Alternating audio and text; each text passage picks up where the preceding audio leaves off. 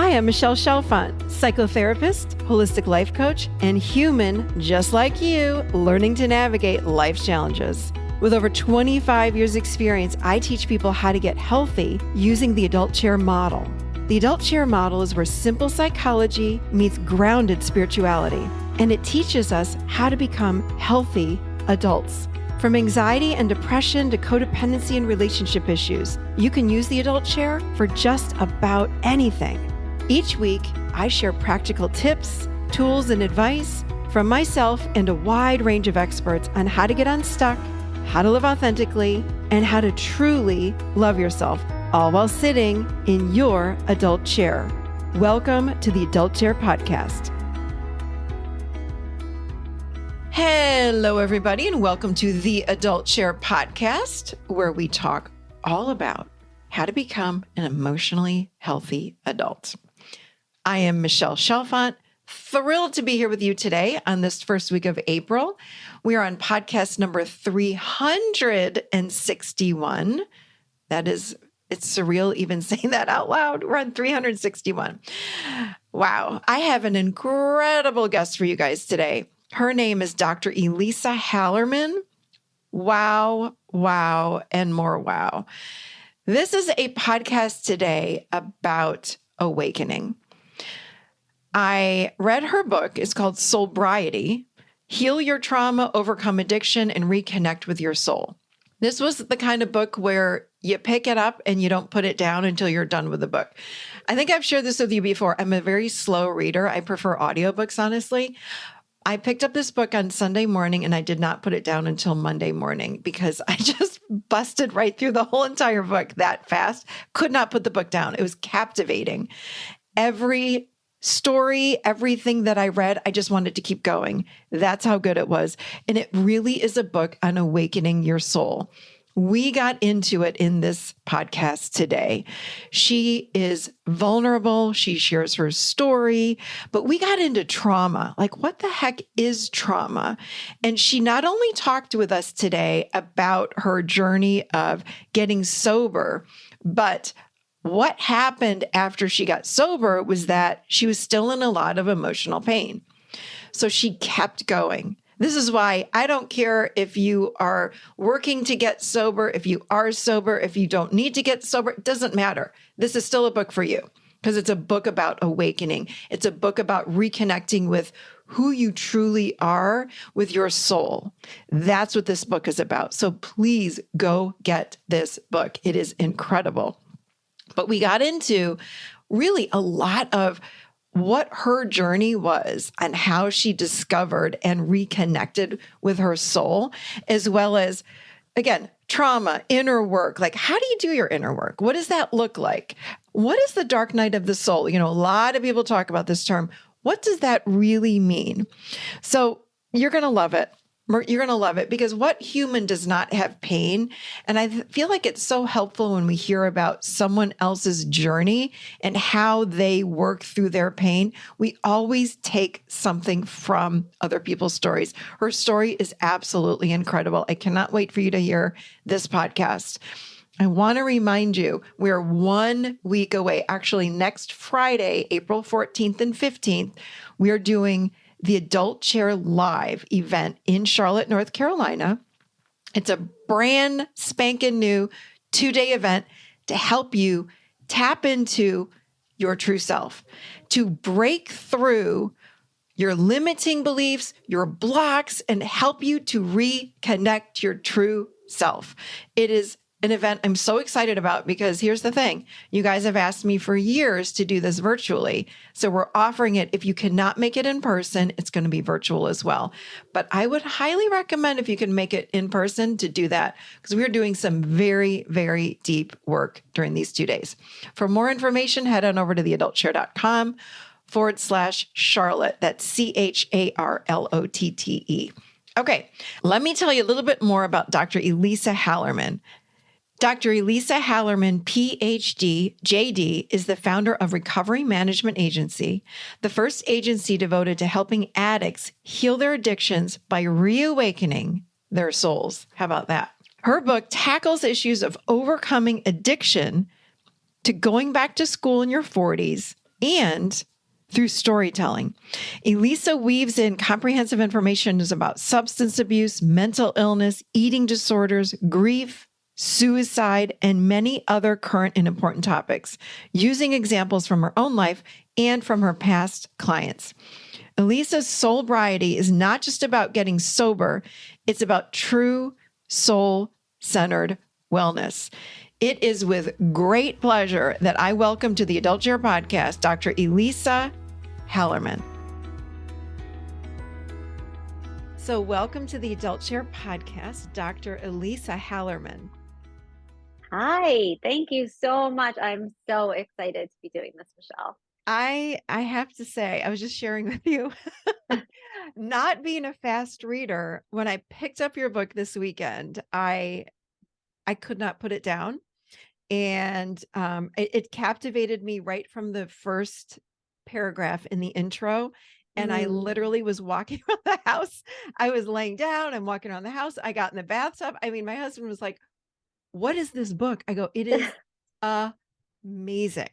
It's amazing." So I'm going to recommend that everyone that listens to this show, please go out and get this book, Soulbriety.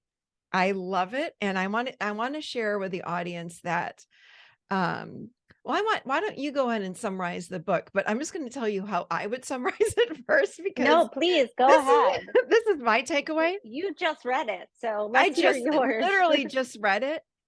And I love how raw you are, vulnerable. And the story is like, I mean, I felt like I was right there with you. Like my emotions were up and down the whole time. And then in the end, I realized this is a book of not just addiction and recovery. This is a book on awakening. Yep, exactly. That's what this whole book is about. So it doesn't matter if you are someone or know someone that is in active addiction or has been someone that has struggled with an addiction, please go buy this book, because it's an awakening. Like I realize this is what this book is about. It's about awakening. So that is how I would define it. But let's hear from you, because it's your book. Yeah, I think that's a great summary. You know, the book is a plan to heal your trauma, overcome addiction, and reconnect with your soul. And what I'm really doing is using the methodology that I created called Soulbriety and weaving it into using a new lens to look at addiction and substance abuse, to look at mental illness, and to understand trauma. And so the book is told in story, my story as a memoir through my struggles with addiction and trauma. I've been sober 20 and plus years. Wow. No, 20 and a half years. Congratulations. And thank you. And really the journey, not just beforehand, but then even in sobriety, of continuing to heal the trauma work. And then in the present of also talking about different client stories so that you could really see a lot of different aspects. And I think that everyone has some form of an addiction, maybe not necessarily the actual disease of addiction where it's causing these terrible consequences in your life where you're unable to stop. But we all have that desire to want instant gratification and to want something outside of ourselves to make ourselves feel better instead of doing the inner work. And for me, a lot of it was because I didn't understand how to get in to do the inner work.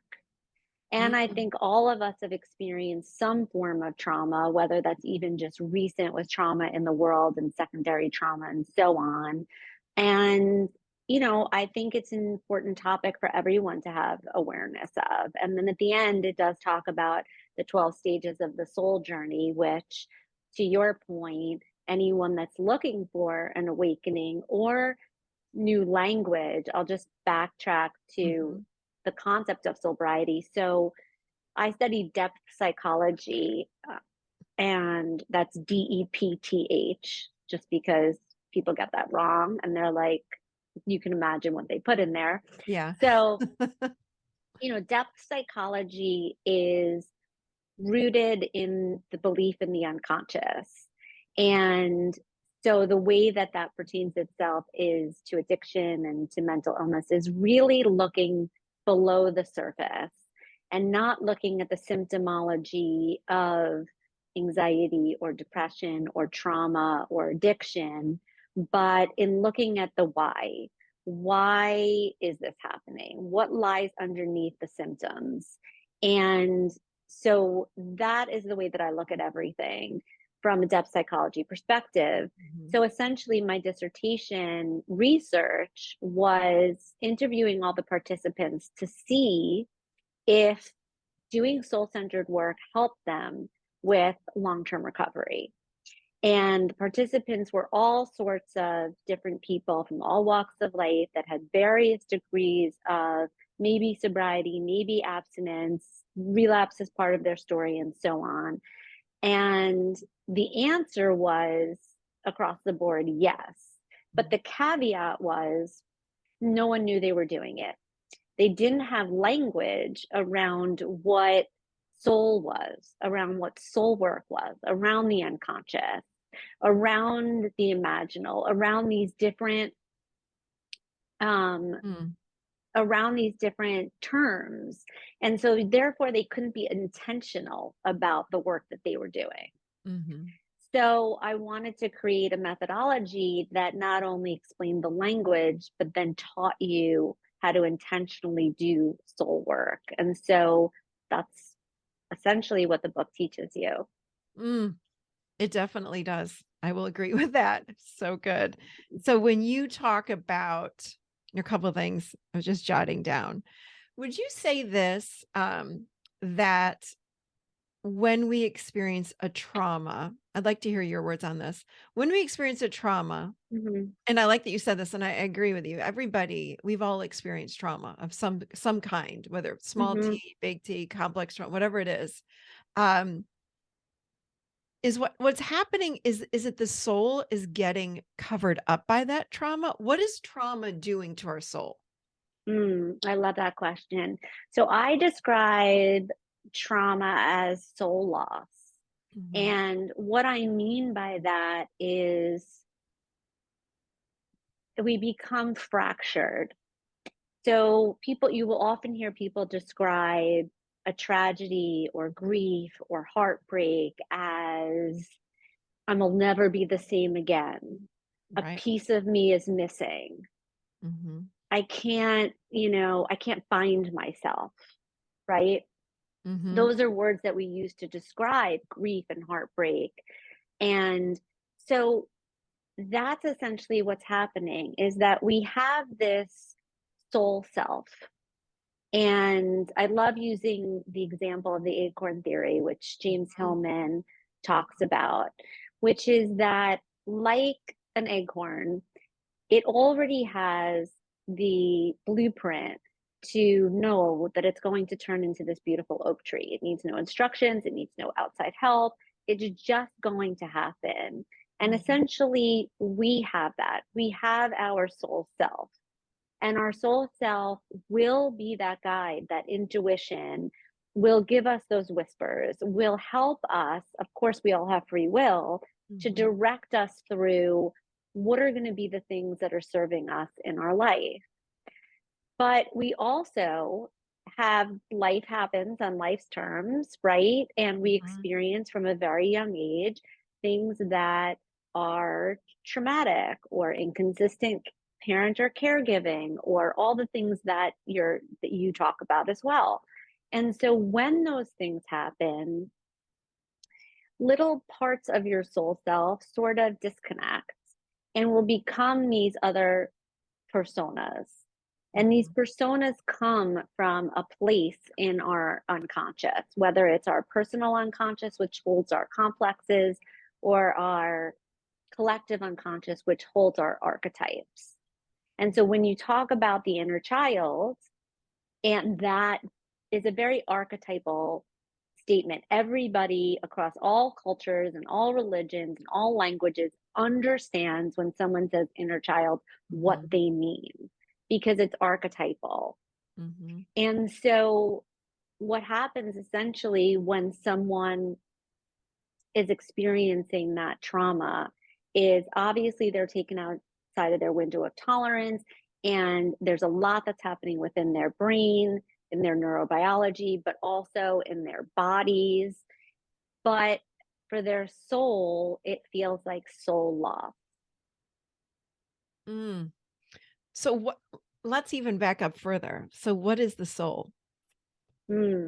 So really the way that I describe it in the book is the way that I define it. But Mhm. it's definitely one of those words that you can't really put a complete definition in Webster and say this is the definition of soul.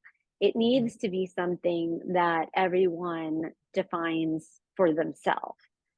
You can't point to it, right? You can't wrap your hands around it.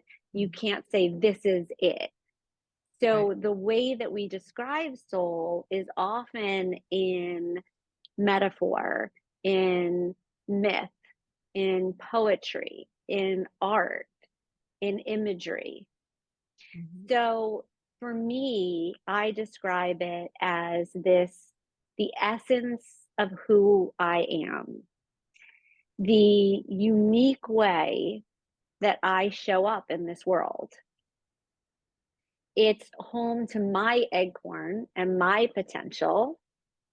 It's also the thing that creates meaning. It's a meaning making machine. It's the thing that creates meaning out of the experiences in my life.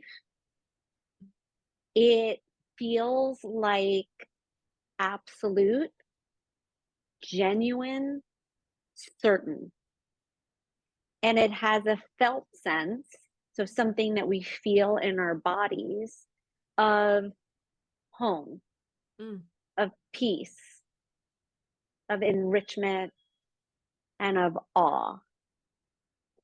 And for me, soul requires an enormous amount of curiosity. It requires me tapping into the imaginal. And it also, and this is arguably the most important part, is not only are we celebrating the good parts of our life, but that it's incredibly important to also look at the darker moments, what I refer to as the dark night of the soul. And so to be able to understand and get comfortable in sitting in the dark and not being afraid of the dark so that we Mm. want to escape it, which for me was the hardest part to learn because I escaped it for so long with drugs and alcohol. Right. And that's so fascinating because we all do. Like, who wants to sit with their pain? Who wants to look at what's going on in our lives? I mean, that's just the human condition is to, let me turn on, or the human way is to turn on Netflix or Mm-hmm. have that glass of wine or go grab some cookies or have some candy or whatever it is that we do. Exactly. In fact, there was something in your book that I wanted to read Oh, good. about that. There was something about that that you had said that I loved. It's about being brave, I think, in Mm, turning toward soul and turning toward our pain, which is what we don't usually want to do. yep, Hold on, let me find it. exactly. Let me read this. This was good. When we're in the pain, this is on page 59. There's another pathway, thankfully, we can choose willingly to feel. We can decide that no matter how painful, we will let all of our experiences, good and bad, pleasurable and painful, penetrate and deeply affect us. This means summoning the courage to face our past, our trauma, our soul wounds with open eyes and a brave heart, to walk through the pain to the other side and collect the gifts of growing down. Operating in unison with the soul allows us to live deeply and be fully present with our intuition, inner wisdom, and sense of home and safety. In harmony with the soul, we are in possession of our true power. That is like so great. Yet, That's a good one. isn't that a good, I mean, I'm telling you, but I've highlighted probably half of the book. I'm like, That's it's so good. that's a good one. Right? Yeah, that was the hardest part for me to learn, but it was also the biggest aha moment, which is Mm, why I wanted to teach that because it's so essential in the healing process. There's two ways that I go about that because you're right. No one wants to, first of all, no one has the time during right. their everyday life to sit around in their pain. That's Right. just not realistic. We have jobs, we have families, we have a life, we have to show up. So it's this sort of push pull of not wanting to go there because you feel like you're going to break into pieces when Mhm. essentially you really already are. You feel like you're going to drown in the abyss of the pain and you're not going to be able to get out. And you got to take your kids to school or you got to show up at your job or whatever it is. And you're Mhm. like, there's no room for the me. And the problem with that is that's not going to go anywhere. And we're just going to keep reaching outside of ourselves. The issue with that is soul will continue to whisper and whisper and whisper its pain until it starts yelling, until a brick house falls on your head and you're forced to sit there and listen. So what do you do? So there's two things that I do. One is I've created this imaginal space, which I refer to as the cave in the book, which is a place that I can go and just close my eyes and travel down into this cave that I've decorated over time, with really yummy cushions and pillows. And it's a little version of like ABC carpet from Mhm. New York. So if my East Coasters know what that is. So it's a little bit, it's reflective of me. And there's candles. And every time I go down there, I light another candle. So it's not Mm. so dark and scary. Not only do I go there when things are good, so that when I'm forced into the darkness, when something terrible happens or traumatic, or I'm experiencing grief or heartbreak, right? Those are when you're like forced down into the Mhm. darkness. Mhm. But what if we took time to just go into that space just to like contemplate some things? I had a fight with a friend of mine. I'm really feeling some pain. It's Mhm. not the kind of pain that's debilitating, but it's on my mind. Right. Let me go sit there. So you become more familiar with sitting in the dark for a minute, and it doesn't feel as scary when you're pushed down there. So that's one way to do it. And the other way is to really decide so you can go about your day when you're going to go into the cave and work on something and when you're going to be out in the real world. And I kind of imagine it like in this, I talk about alchemizing our pain into purpose. So if we're talking about alchemy, we're talking about sticking our pain into these beakers and heating it up, working on it, shutting the heat off, and going back to our daily life. And Mm. if we think about it in that way, it's almost like, whether you're sitting in a therapist's office or you're talking to your friend or you're actively going into your cave, that's when you're going to heat up the beaker. You're going to do it at your own speed. And then when you're done in that space, you're going to put the beaker back on your shelf and get back to your day life. So you're actively working on it, but not all day long. You want to titrate in and out. Mhm. That's a great point. And I think people, just from my experience of having clients for so many years, they're so afraid to go to that into the pain because they feel like it's going to take them over and they're not able then to get out. So dipping, I use the analogy of like, can you put one toe in the pool and then bring it out? And then maybe Yep, your foot and then bring it out. exactly. So you're saying the similar thing. I love that. Um, what what would you say to someone that is in a lot of pain right now? Whether it be addiction or in a relationship where they're in with someone that is in an addiction, or they're in an abusive relationship, or they're just not generally happy. Maybe they're Mhm. depressed, whatever it might be.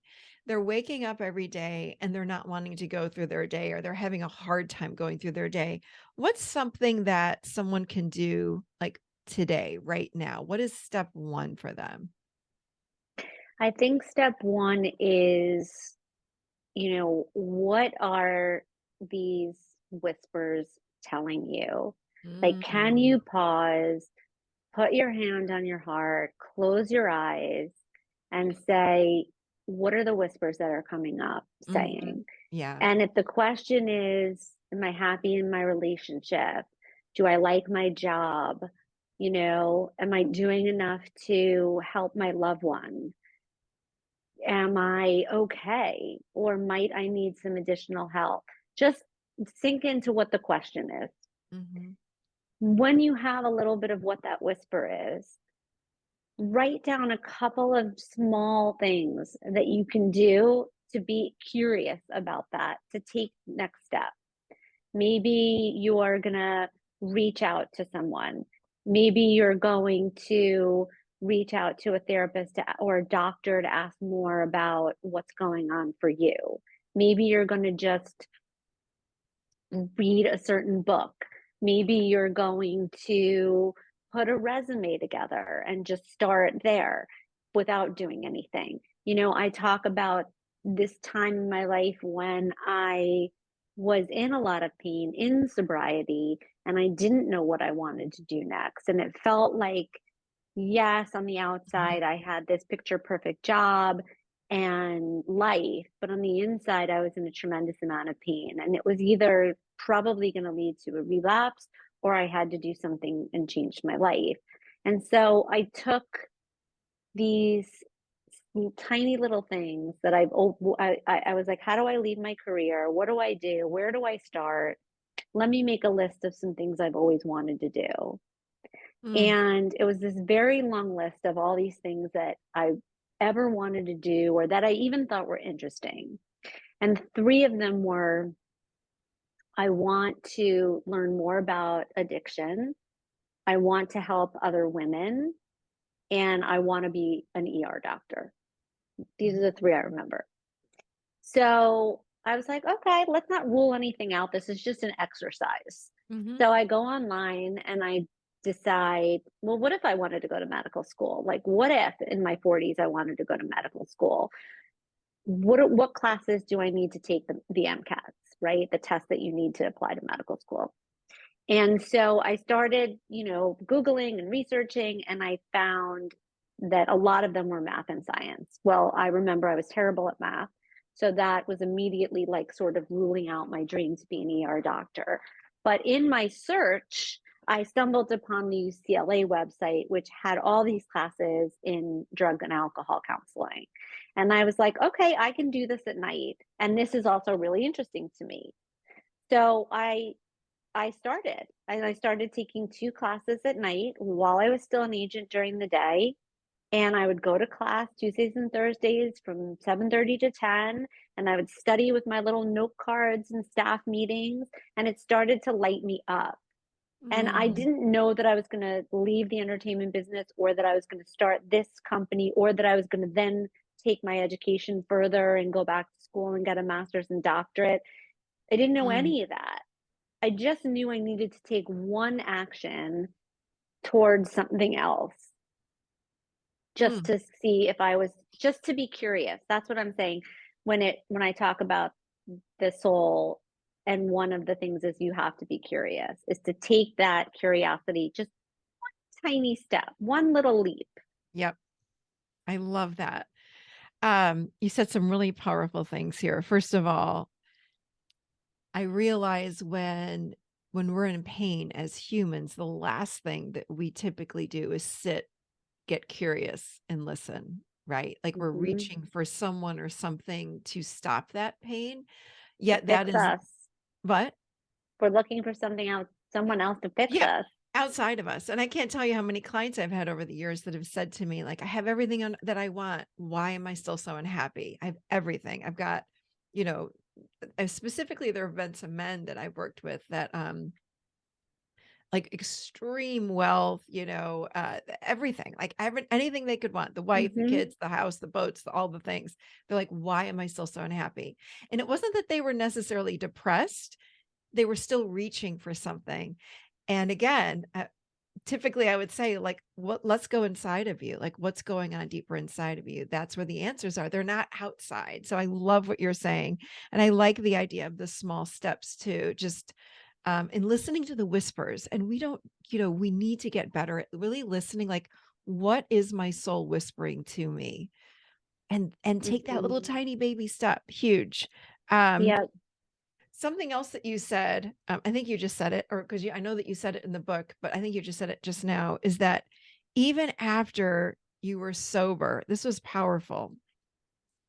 You still were, and excuse me, but this is my word. I think you said this word, but Mm-hmm. like in pain, or you still Mm-hmm. experience emotional pain, Mm-hmm. because there was still the trauma work that had to be done. Can you just talk a little bit more about that? Because I think that people think that when they get sober, and they stop whatever they're addicted to, which, by It's the all way, rainbows and butterflies. it's rainbows and butterflies, which Yeah. an addiction could be. I remember I had a therapist many, many years ago say to me, well, you're addicted to drama. And I was like, what are you talking about? There's no such thing. And she's like, oh yeah. And I realized from my childhood, Italian family, lots of drama and Mm-hmm. chaos at times. And that's Mm-hmm. what I was used to. So with my husband, who's more like this, which actually Mm-hmm. wasn't exactly healthy, like just like not much of that happening, it felt so uncomfortable to me. I kept Right. creating this drama. So I realized, gosh, there's so many things that we can become addicted to that we're unconsciously creating and we don't even know it. But yeah, so can you talk a little bit more about your work that you did after getting sober and having that realization, like, hold on, there's still something going on. Yeah, this isn't all roses, even though I'm sober now. So talk about that if you could.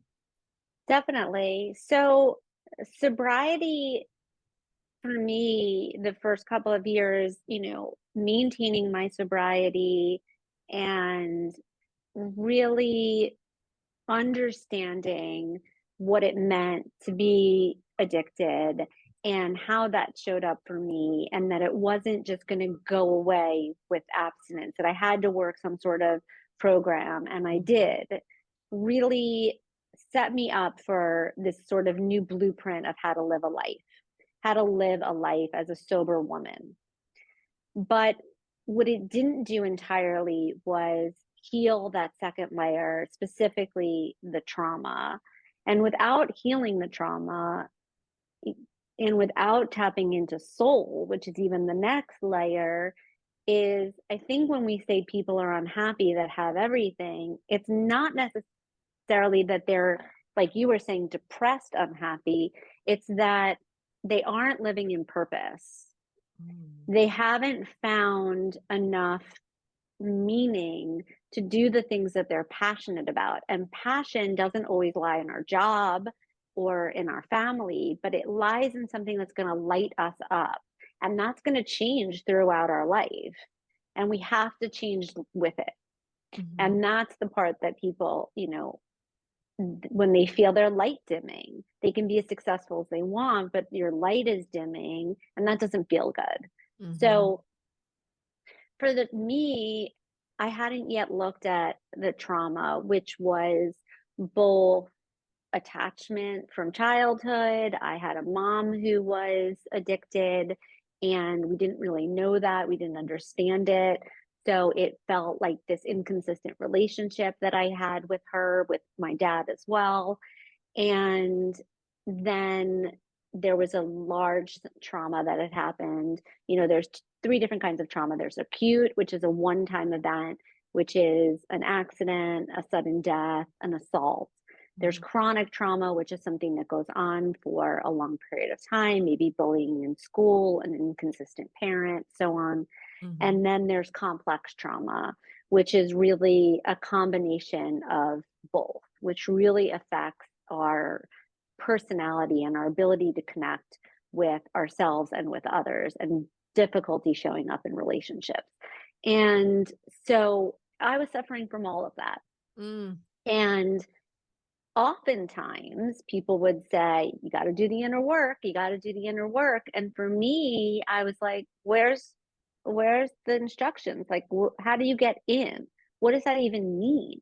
I was so unsure. Like, I knew to do it, but I didn't know how to do it. Mm-hmm. And the inner work is really looking at and making what is unknown known by looking at the why, by looking at the underneath, by looking at the things that sort of stymied me in my moving forward emotionally.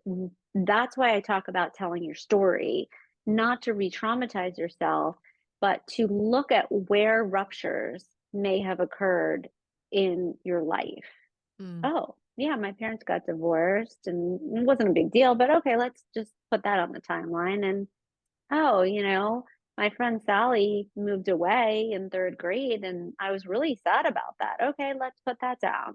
And we don't Mm-hmm. have to go into the trauma or the feelings of it when we're alone or not in a safe space, but just the highlights, just highlight it so that you can really see what's happened, where ruptures were, and where also the positive things have been. And really just start to take a look at our story because our story becomes our narrative. And every time we experience soul loss or something traumatic, we put a little post-it note on our soul that says, I'm not good enough. I'm unlovable. I'm not pretty enough. No one will ever love Mm. me. Mm-hmm. And we have to do the work to take those post-it notes off our soul and throw them out. Mm. And that's the deeper healing of the trauma work. So, and something you talk a lot about, which is probably one of my favorite things that I do, um, is parts work and Mm-hmm. all the parts that are formed. Is that what you're talking about by the post-it notes? Like all the little beliefs that we form? Well, they're little until they become big, loud beliefs. But is that what you mean when you say that that's what the post-it notes are all about? The post-it notes to me become our narrative, our story Mm. about Mm-hmm. ourselves. Mm-hmm. Okay. Um, the parts of ourselves are more of the parts that we can identify that are archetypal, the inner child. You Mm-hmm. know, there's a lot of different therapies that highlight parts work Mm-hmm. and do it really, really well. And will highlight different sort of archetypes that that show up for us and how to work with them. The way that I talk about it in the book is through archetypal psychology and through the work of James Hillman. There's something called personification, Mm-hmm. which is really taking parts work and individualizing it. Mm-hmm. Yeah. So, for instance, my disease of addiction, very early on, I called her Trixie. Mm-hmm. I wanted, and this is before I knew about parts work or before I knew about personification or depth psychology or anything. This was like day one sobriety. I wanted to feel, and I did feel like Elisa was going to be something separate than the way that I was before. And I wanted to name that other part of myself. And so I named her Trixie. And I was able to distinguish between the two. And over the years in sobriety, I was able to notice when it was Trixie speaking or when it was me. And even in sobriety. So that's what really, really helped. And then when I started to learn about archetypal psychology, which is, under the foundation of depth psychology, I was like, oh, okay, so I have Trixie, but let's really personify her. And what that means is really giving her not only a name, but a likeness, a personality, her own core values. Like, who is Trixie? So, what I'm not looking to do is just act in harmony and understand my parts and where they're coming from, but really connect with them to hear what they have to say and use that information in a positive way. So, listen, if I'm stuck in a dark alley or I'm kidnapped and I'm in a dungeon Mhm. and I need to escape, Trixie is going to come up with the idea of how to do it. You can be sure. I love He's that. going to have the master plan of how we're Yeah. getting out of the dungeon, right? Away Love that. from the villains and back into life. That's her. Mhm. So I'm looking to grow with her. How can I incorporate Trixie's wisdom into my life now and have her have the same amount of growth? And then there's other parts of myself. I talk about short pants as a part of myself that was really, what some people might call their inner critic, Mhm. right? Which is archetypal. But how is making that specific to you as an individual? We all have our own individual souls, like a unique fingerprint. So our parts, upon further looking at them, to me, need to be very personalized as well. Mm. I know Got it's complicated. It's explained more in the book, but it. it's Mhm. just taking parts work and adding a layer of personalization to it, which I Mhm. think for some people is very helpful. Oh, for sure. I don't do I learned parts work 20 some years ago, and I don't do it exactly like IFS. Everyone talks about I'm more aligned with how you speak of parts work, more with personas. I'm very much in line with that. Yes. Um, I think the IFS is so powerful mhm, when you're talking about early childhood trauma, mhm, because the parts work in IFS, which stands for internal family systems, Dick Schwartz, mhm, who founded that, he was a family therapist. mhm, And so he saw these parts showing up as a family system and mhm. as a lack of parent. You had to start to learn to reparent yourself. But Right, not everybody's trauma is in early childhood. right. And so you don't necessarily just need the archetypal familiar roles, right? So I Mhm. think it's different strokes for different folks, right? It's important to know all the different trauma modalities so that you can pick the one that's going to be right for you. Right. I wanted to ask you, and I know you talked about a little bit in the book, or a lot in the book actually, but what would you say to somebody that's listening that says, okay, I realize I've got trauma. Where do I go heal this trauma? What are some of your favorite trauma modalities of healing? Where would you suggest people go? Like what can they go and check out?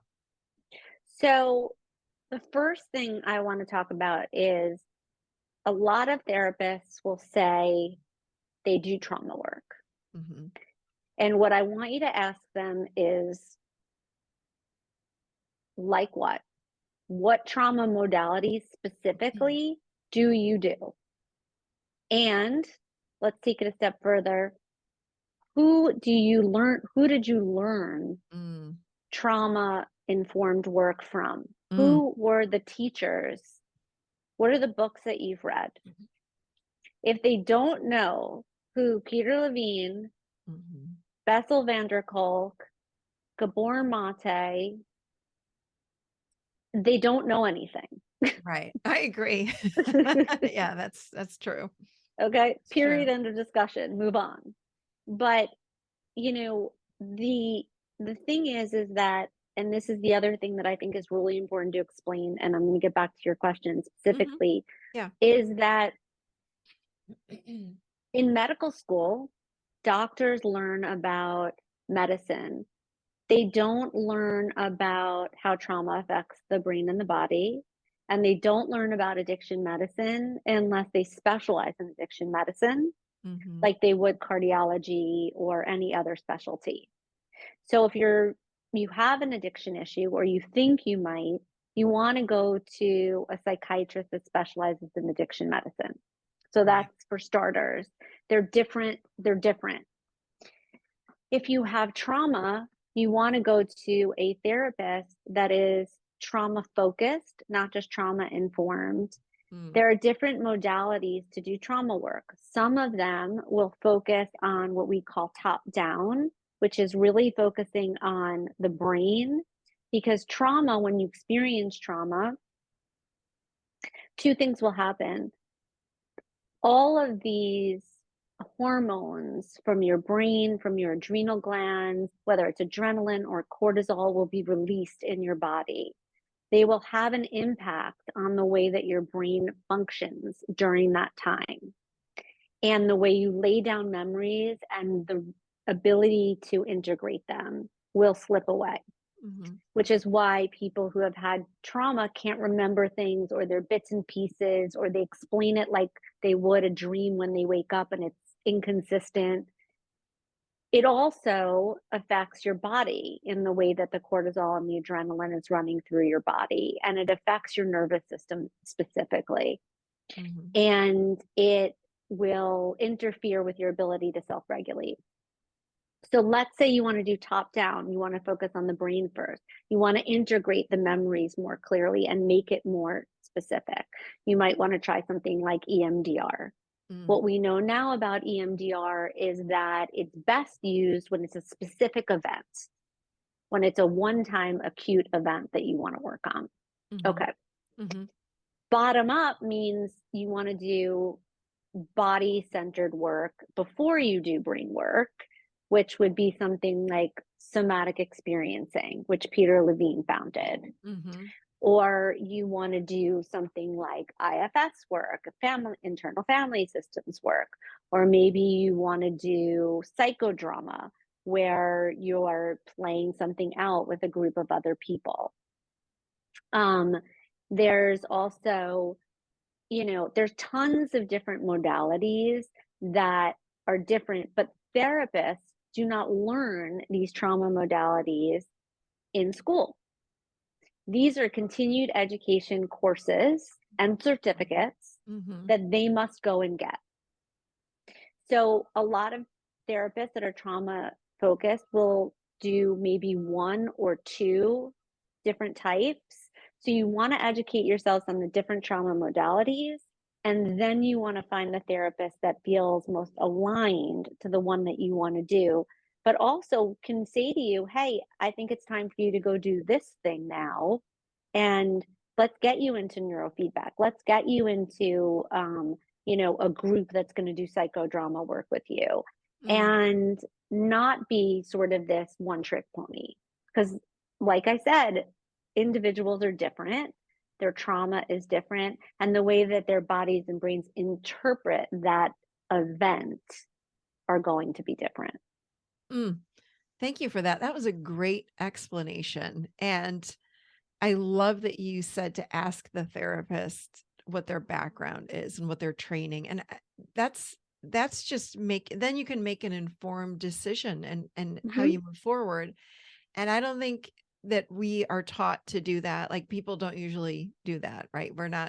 Nobody says to do that. And that's so important. You wouldn't just go pick a doctor. Like, you want to pick a specialist Exactly. with whatever's going on with you. You want to pick that right doctor. It's the same thing with the therapist. So if you have trauma, make sure you are finding that right therapist. This term gets thrown around too. And I know you went through this, and I'd like to hear what the dark night of the soul means. It's a big, powerful thing that happens to us that we go through. So what is it? And then what was that like for you? So the dark night of the soul is not to be confused with depression. When someone's suffering from, a depressive disorder, that is different. A dark night of the soul is that lack of meaning and purpose in your life. It's feeling disconnected from yourself and others. It's the pain that we talk about when we're going through something traumatic or a period of grief or a period of heartbreak. And these dark nights of the soul will often last not just a week, but, a couple of months, a couple of years. So it's not something that we can just quick.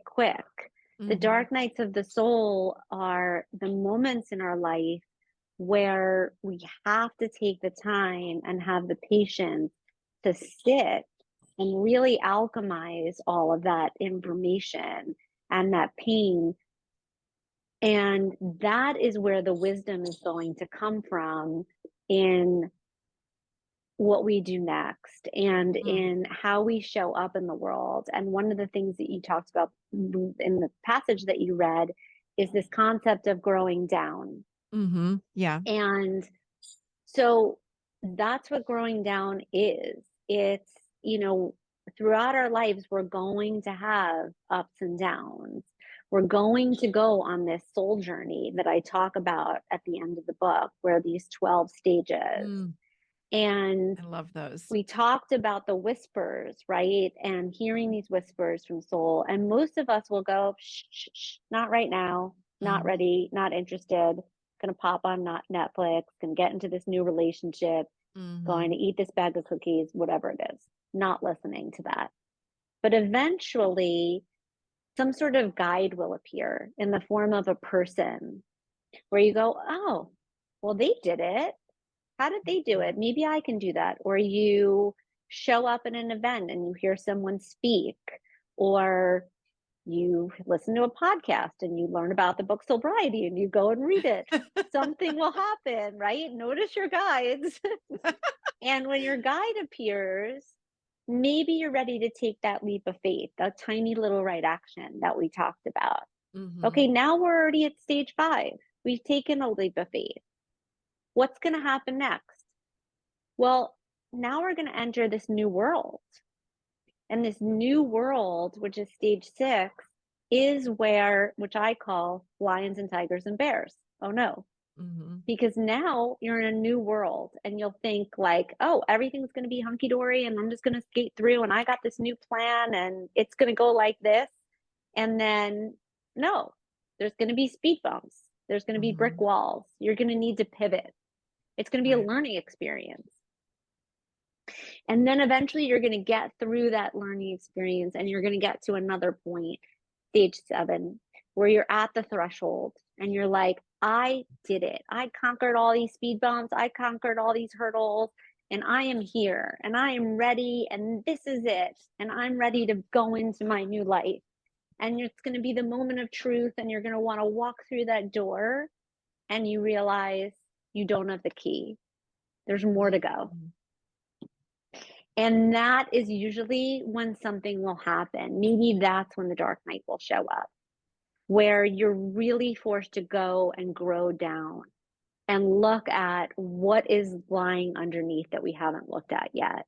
What is that piece inside yourself that you haven't yet healed, so that you don't keep making the same mistakes over and over and replaying them in different relationships. Like you spoke about, growing up and then getting into a similar relationship because that was a comfort level for you or a discomfort level for you that you still needed to learn to work through.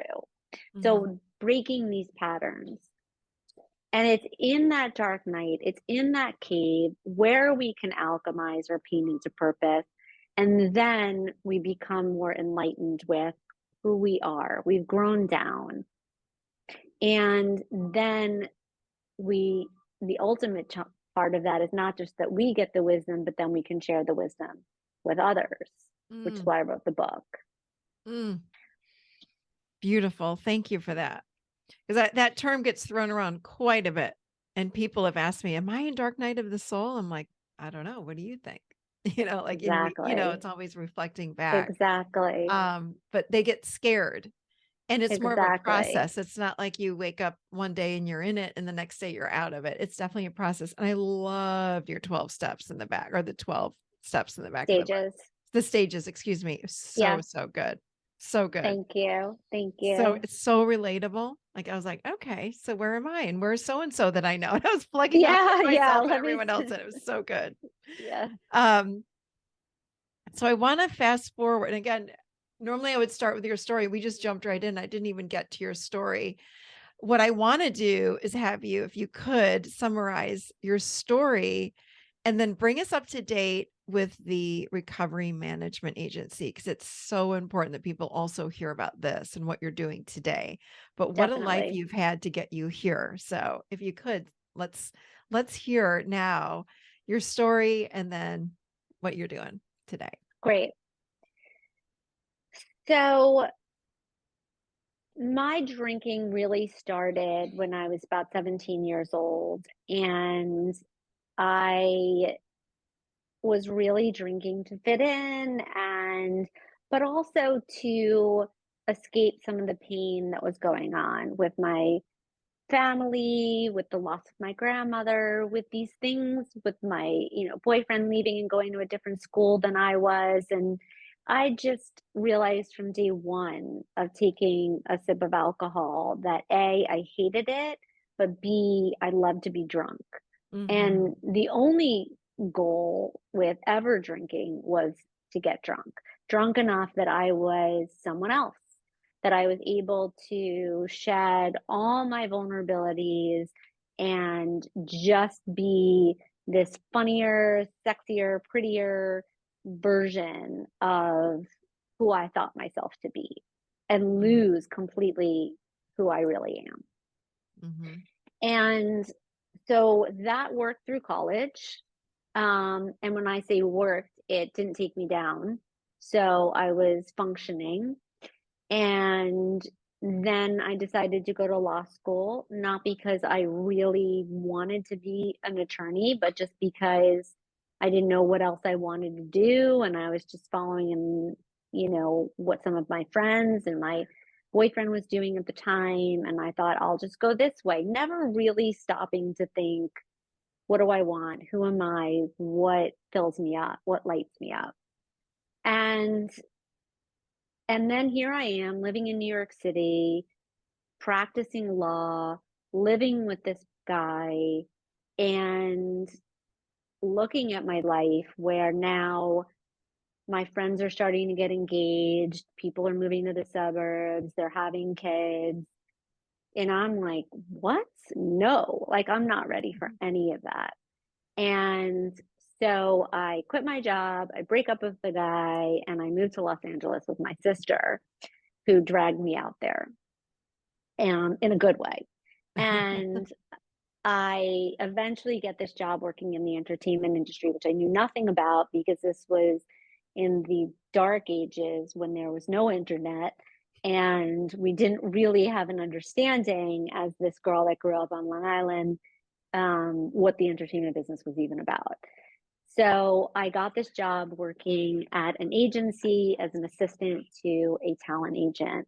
And from day one, I was like, this is the job for me. This is exciting. This is very cool. This is energetic. There's a lot of young people. I can use my law degree. So I feel like, and I can see, an upward mobility. I can see myself getting somewhere and making this into a career. And so that's where that journey began. And then I experienced the loss of a friend from suicide and was brought to my knees, was suffering from extreme PTSD, and no one named it. I never saw a therapist. I never saw a doctor. I got no help. And I had all of these symptoms, from extreme anxiety, panic attacks, um, uh, obsessive compulsive disorder, and lots of things that were interfering in me being able to show up and be myself. Mm. And that led to me taking my drinking to another level, and that introduced drugs, mainly cocaine, Mm-hmm. where I felt like I could have more control over who I was. And that went on for 8 years of being able to, quote unquote, manage it without it being really, really dark. And then the last couple of years became this one woman show. I was no longer engaging in activities with others. I found myself alone in hotel rooms for 3 days, binging on whatever and becoming slightly psychotic. And then having to spend the next couple of days getting better so I could do it all over again, recognizing this wasn't a life that was sustainable, but not knowing that I had addiction or anything else that I could. There was no. This was just like my lot in life. There was nothing else for me to do. Thank God I was able to get sober. And after sobriety, my career in the entertainment business really took off. And I was able to find a lot of quote unquote success. And I say that in quotes because it was success outside of myself. It was, getting the title at work. It was having the, big important clients. It was getting all of these things on the outside, the house, the car, the guy, whatever it was, that in my mind were going to be these benchmarks of success, which worked for a short period of time. Like these things that we reach for, these shiny objects that we reach for, have expiration dates on them. They're not long lasting. They're not sustainable. And so as those things started to dissipate and they weren't so shiny anymore, and I woke up at 5 years sober and I wasn't feeling fulfilled and I felt like I was disconnected from who I was and I lost that light. I was forced to go on this journey of getting curious, growing down, and so on. And so I did. And that led me to go back to school, to retire from the entertainment industry, and to start my own company, which is called Recovery Management Agency. And what do you do there? And Recovery Management Agency, I built off of the blueprint of the talent agency and how I ran the talent department. This was a business model that I understood. I knew that when I was an attorney, people would come to me for legal advice. I knew as an agent, people would come to me for career advice. But in my experience, through my own work in getting sober and then doing the inner work through getting my mom sober, other family members of mine, colleagues of mine, friends of mine, and so on, that where do you go?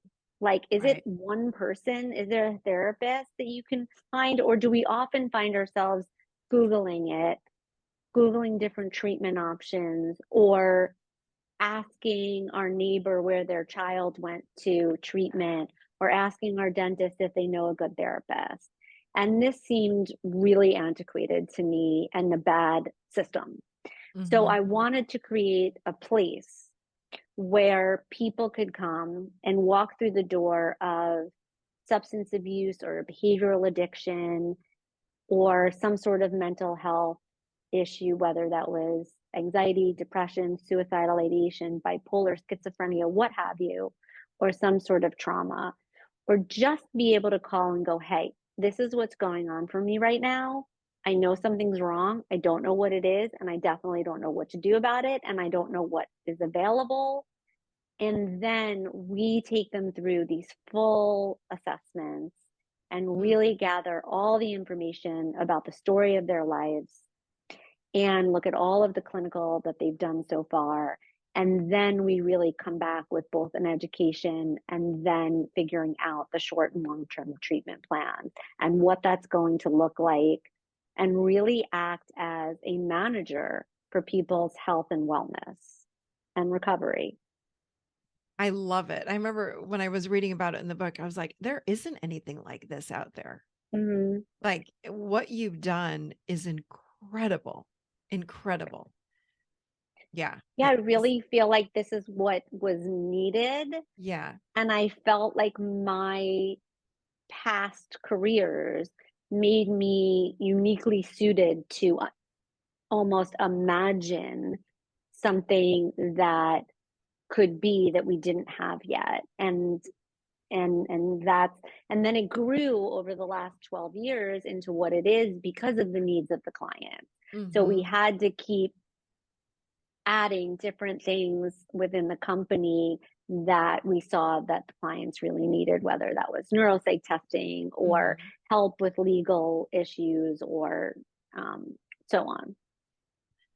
Yeah, it's I had a comment. I'm like, yes, it is this, and then my comment went flying out of my brain. Oh, I know what I was going to ask you. So is it national? Like, can anyone nationally call and get It's help? international. It's international. Incredible. Okay.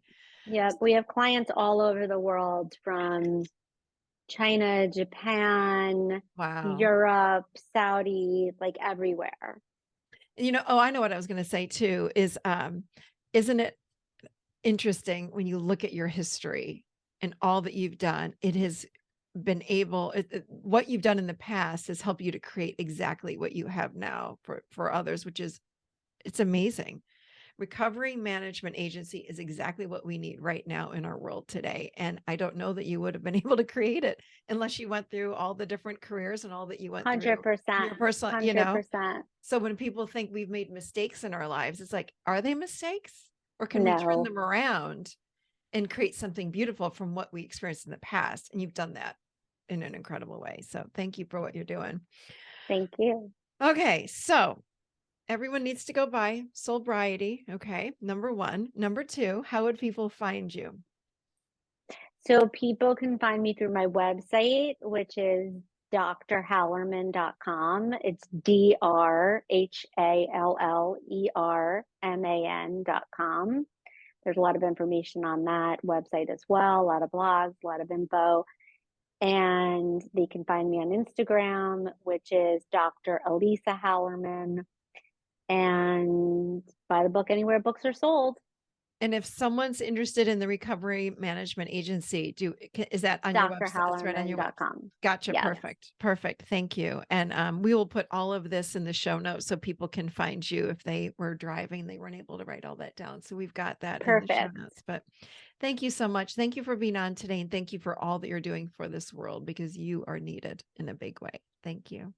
Well, thank you for creating this amazing platform where people get to come on and learn about all the things in the world. And this was an amazing interview, and thank you for all your kind words about the book. And there you have it, you guys. I hope that you enjoyed that show. Of course, I'm always interested to hear what you think. Head on over to Apple Podcasts, Spotify, or wherever you listen to the show, and give me a review. I'd love to hear from you guys. I love the 5-star reviews that you share. It makes other people, gives them an easier time, I should say, to find this show. And then they can also learn how to become emotionally healthy adults and live in their adult chairs. So thank you. Just want to remind you one last time, 1 week away, and you can still sign up for the Adult Chair Live. And that is our brand new 2-day event in Charlotte, North Carolina, April 14th and 15th. We can do this. We're going to do this live, and we're going to do it virtually. So either one, we would love to have you. We still have a couple seats left. Head on over to theadultchair.com/Charlotte. That's CHARLOTTE for more information. All right. That's all I've got for you guys today. I hope that you enjoyed the show today. And as always, I love getting your 5-star reviews. Please head on over to Apple or Spotify or Google Play, wherever you listen, and hit me up with a review. I love to read your reviews. It means a lot. And it also helps others to find this show. My mission is to help the world live as emotionally healthy adults. And when you leave a review, it helps others to find the show so they can do that too. And also live in their adult chair. All right. So don't forget, we are 8 days away from the Adult Chair Live. It's our brand new 2-day event in Charlotte, North Carolina. We still have room. And of course, if you can't make it live and in person, we've got you covered virtually. You can get more information at theadultchair.com/Charlotte. That's CHARLOTTE. Okay, everybody, have a beautiful week, and I will see you seated right here next week in the Adult Chair.